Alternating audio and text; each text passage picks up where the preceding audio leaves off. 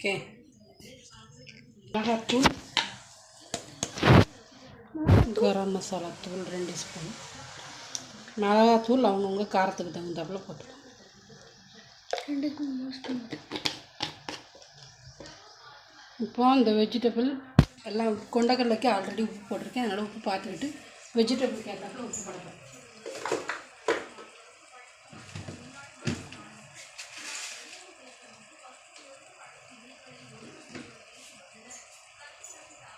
உப்பு போட்டாச்சு.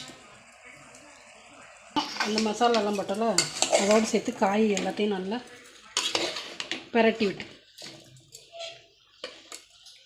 இப்போ இதில் தண்ணி ஊற்றி இதை கொஞ்சம் நேரம் கொதிக்கட்டும்.